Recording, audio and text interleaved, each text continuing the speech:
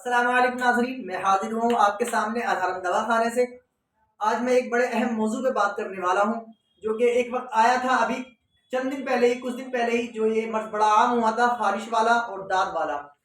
جو یہ مرض بڑا پھیلتا جا رہا ہے، اور ہماری کچھ ماں بہنیں اور کچھ بھائی ہمارے ابھی بھی ایسے ہیں کہ انہیں اس مرض سے چھٹکارا حاصل نہیں ہوا ہے، وہ ابھی تک اس مرض میں مبتلا ہیں، اور اتنے مبتلا ہیں کہ وہ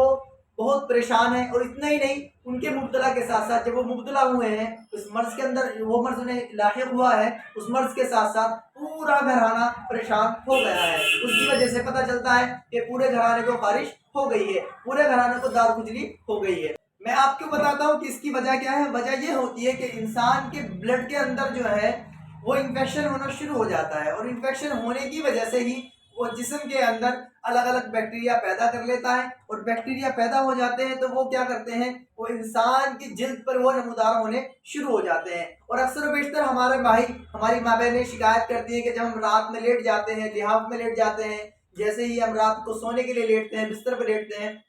ہمارے جسم کے اندر خارش بڑھنی شروع ہو جاتی ہے، اور اتنا کھجاتے ہیں، اتنی خارش آتی ہے، اتنا کھجاتے ہیں کہ ان کے جسم سے خون آنا شروع ہو جاتا ہے۔ وہ کھرس لیتے ہیں، کھال کو کیا کر دیتے ہیں، وہ کھال کو ڈیمیج کر دیتے ہیں، کھجاتے کھجاتے کہتے ہیں جی یا تو مزہ کھاج میں ہے یا پھر راج میں ہے۔ تو جناب راج تو ملنے والا ہے ہی نہیں، تو کھاج سے ہی مزہ لے رہے ہیں، اور اتنا مزہ لے رہے ہیں کہ بعد میں اپنے آپ کو تکلیف دیتے ہیں وہ،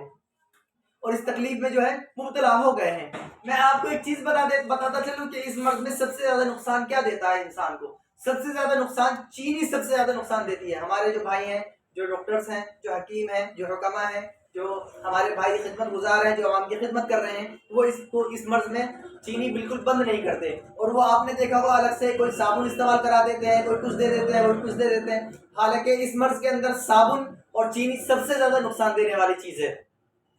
اور میں آپ کو ایک چیز اور بتاتا چلوں کہ جو بھی شخص ہے، جس کو بھی ایک مرتبہ یہ مرض لاحق ہو گیا، جو اس مرض میں مبتلا ہو گیا ہے، خارش ہو گئی ہو یا کھجلی ہو گئی ہو یا پھر داد ہو گئی ہو، اس شخص کے لیے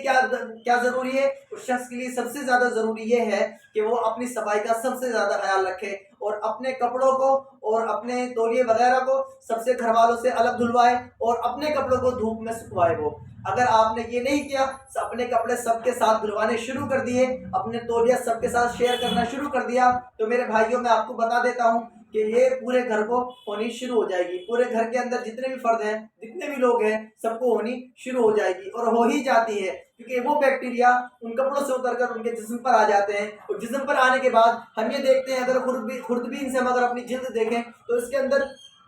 ہلکے ہلکے آپ کو تھوڑے گڈھے نما نظر آتے ہیں، اور وہ ان گڈھوں کے اندر کیا کر دیتے ہیں، اپنا گھر بنا لیتے ہیں۔ وہ گھر بنانے کے بعد آپ نے دیکھا ہوگا کہ ہلکی ہلکی خارش ہونی شروع ہو جاتی ہے، پھر وہ وہاں پر انڈے دیتے ہیں، بچے نکل جاتے ہیں، اور پھر وہ بچے پورے جلد کے اندر کیا کرنا شروع ہو جاتے ہیں، جلد کے اندر گھس کر وہاں اسے کھانا شروع کر دیتے ہیں، اور وہاں اور بیکٹیریا پھیلانا شروع کر دیتے ہیں۔ پتہ چلتا ہے کہ اس مرض کے اندر اتنے پریشان ہو گئے کہ پورا گھرانہ پریشان ہو گیا، اور پورے گھرانے کے ساتھ اب پتہ چلتا ہے کہ وہ نہ رشتہ داری میں جا پا رہے ہیں، نہ مہمانداری میں جا پا رہے ہیں، نہ کہیں آ پا رہے ہیں، نہ کہیں جا پا رہے ہیں، اور نہ کسی کے یہاں رک پا رہے ہیں، جس کی وجہ سے اتنی شدید تکلیف اٹھانی پڑ رہی ہے۔ اگر آپ بھی اس شدید تکلیف میں مبتلا ہیں تو پریشان نہ ہوئیے گا، یہ جو آپ کو اسکرین پر نمبر نظر آ رہا ہے، الحرم دوا خانے پر کال کریے گا، اور اپنی شفا یابی دوائی ہم سے منگوائیے گا۔